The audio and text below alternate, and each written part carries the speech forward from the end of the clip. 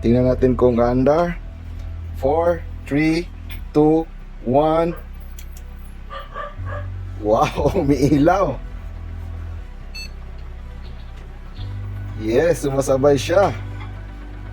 Nag-synchronize. Okay guys, so pwede pala magbili tayo ng connector to convert from 3 pins to 6 pins para magamit naman natin kung meron kayong RGB hub. For me, I have this in-play RGB hub. So marami siyang pwedeng i-connect na fan.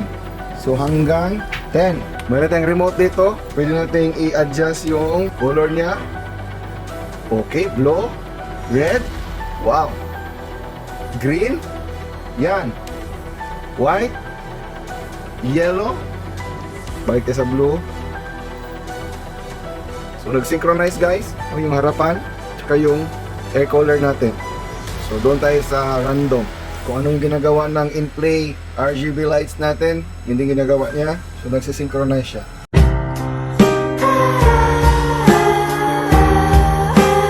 Hello mga kakay, welcome to another vlog. Today we're going to install CR1400 air cooler from Joneswood. Okay, so ito yung sinasabi ko na install natin after unboxing. Ito yun. Okay, so today we're going to install this.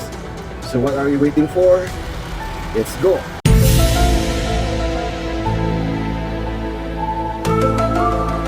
Okay, so before installing, so ito yung mga parts niya. Of course, kailangan natin ito, yung Josbo CR1400 air cooler. Ito yung pinaka main part niya. And of course, para ma-attach natin ito sa motherboard, kailangan natin ng bracket. Ito yung bracket for EMD. Dito yan ilagay. Yan. Dito. Yan. Okay, so i-screw natin yan dito for EMD. Ito. So yung backplate naman na gagamitin natin ay yung nasa EMD motherboard. So dito tayo kailangan maglagay na ibang backplate. So ito yung gamitin natin yung EMD motherboard. And of course, ito naman siya, meron siyang connector. So ito para sa ating CPU cooler na heater para umaandar yung fan natin. Ito naman yung isa para sa RGB natin. So meron tayong nabili na connector from 3 pins to 6 pins para umiilaw naman yung RGB natin. Kasi meron ako dyang RGB controller ng in-play. I believe pareho na siya ng ibang hubs na merong 6 pins para gumagana naman yung ilaw ng air cooler natin para maganda tignan. We'll do the installation right now, so stick with me.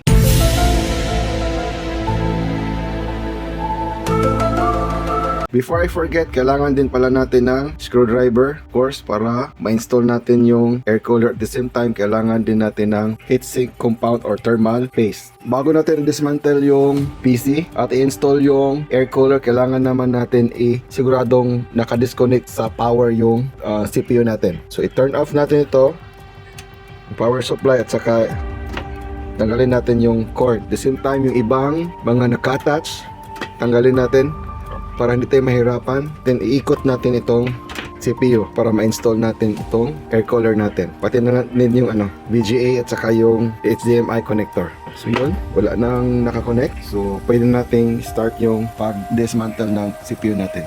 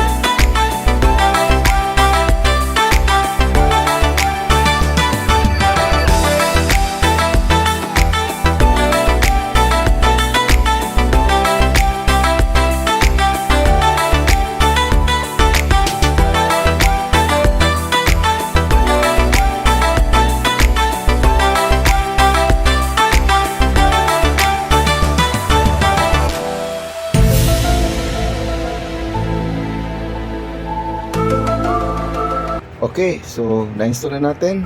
Tingnan natin kung gaanda. 4, 3, 2, 1. Wow, umiilaw. Yes, sumasabay siya. Nag-synchronize. Okay guys, pwede pala magbili tayo ng connector to convert from 3 pins to 6 pins para magamit naman natin kung meron kayong RGB hub. For me, I have this InPlay. Yan, InPlay RGB hub. So marami siyang pwedeng i-connect na fan. So hanggang 10. Ang dami. Saka meron tayong LED strip connector. So pwede din tayong mag-connect ng LED strip dito. Tingnan natin yung task manager. Kasi dati, bumababa talaga siya. Oh, 37 degrees Celsius. Yan, bumababa siya ng 37, 36. So dati, nasa 41, 42. So bumaba yung temperature niya.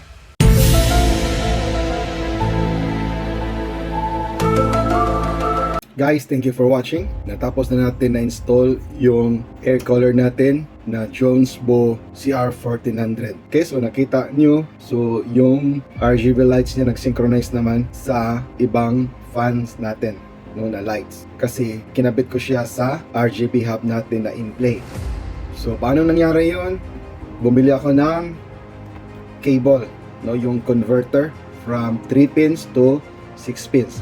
Kasi kung yung motherboard nyo ay B450, B550 pataas, meron yung RGB or ARGB na header. So, pwede yun na ikabit diretso. Pero yung sa akin naman, A320 or B350, wala siyang ARGB header. So, kailangan ko siyang ikabit sa RGB hub ko. So, meron akong RGB hub na InPlay para sa mga fans ko. Para umilaw din yung air cooler ko, kailangan ko siyang ikabit doon sa RGB hub. So, naging posible yun dahil sa cable na nagko-convert from 3 pins to 6 pins. Ano ang effect ng paggamit ko ng bagong air cooler? Kasi yung dati kong ginamit is yung stock air cooler. Pag maglaro yung anak ko ng GTA 5, abot yung temperature niya ng 80 degrees Celsius. Kaya parati siyang magbibip. So parati kong sinasabihan yung anak, be very careful at ibaba yung setting ng graphics. Umiinit yung processor, integrated yung graphics card niya.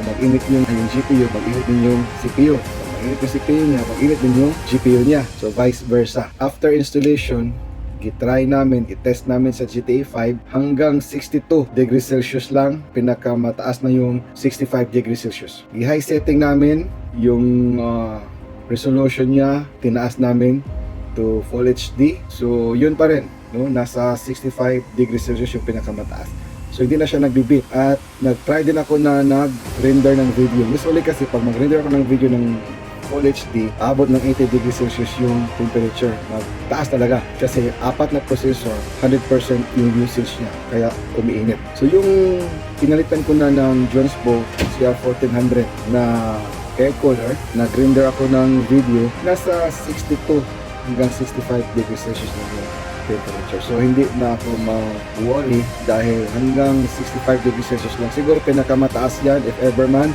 aabot hanggang 70. So at least malayo pa rin siya sa 80 degrees Celsius na doon mag-bip yung system ko kasi mainit na masyado. Okay guys, so thank you for watching. I hope na marami kayong na-learn sa pag-install natin. At the same time, kung may mga tanong kayo, gusto nyong bumili ng Jonesbo CR1400 air cooler, nasa Lazada lang yan, you can search on that. At the same time, kung may mga tanong kayo about installation, feel free to comment down below.